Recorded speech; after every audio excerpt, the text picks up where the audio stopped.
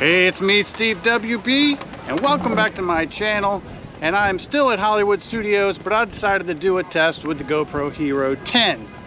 Now what I did is I put it on superview, 5.3K, 24 frames a second, ISO max 800, and white balance locked off at 4K. Let's see how good the Hero 10 does in super low light conditions. Now I know you're thinking a theme park is super bright, but let me tell you something.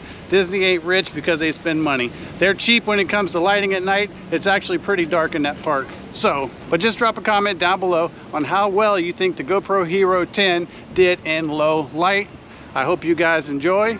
See you on the next one.